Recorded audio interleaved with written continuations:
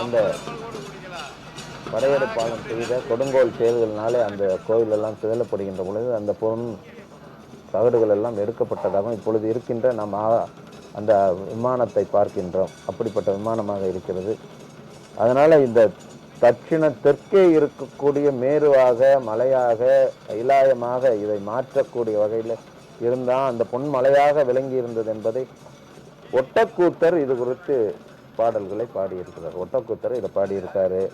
கரூர் புராணத்திலையும் இதை பொற்கிரி பொற்கிரி பொற்கிரி என்று சொல்லுகிறார்கள். அப்படிப்பட்ட பொற்கிரியாக ராஜராஜ சோழனாலே பொன்வேந்து அழகு பார்த்த அற்புத தலமாக இருந்தது இதுக்கெல்லாம் கல்வெட்டு இருக்கிறது.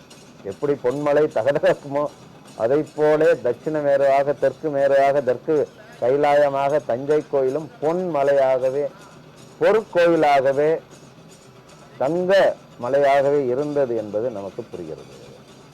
ஒரு பக்கம் கலைஞர்கள், ஒரு பக்கம் பார்த்தீங்கன்னா அந்த குடையோடு கூடிய அந்த குடத்தில் இருக்கக்கூடிய நல்நீர், இதையெல்லாம் பார்த்தா அந்த சேக்கிழார் முதலிய பல அடியார்கள் எப்படி பாடுவாங்க அப்படின்னே நமக்கு ஒரு பெரிய ஆச்சரியமா இருக்கு.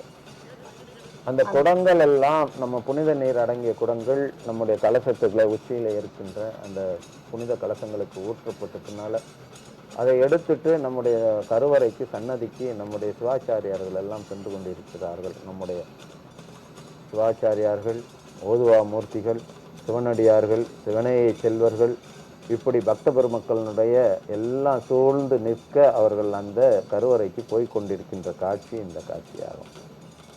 பொதுவாக புனித நீரை நம்முடைய கலசத்தில் ஊற்றியதற்கு பின்னாலே அதை கொண்டு வந்து அங்கே இருக்கக்கூடிய எம்பெருமானுக்கும் அங்கே இருக்கக்கூடிய ஆண்டவனுக்கும் அந்த புனித நீரை ஊற்றி அதற்கு அபிஷேகம் என்கின்ற அந்த நீராடுதலை செய்கின்ற பொழுதுதான் நம்முடைய இந்த குடமுழுக்கு அல்லது புனித நீராட்டு விழா என்பது நிறைவு பெறுகின்ற ஒரு நிகழ்வாக இருக்கும். அது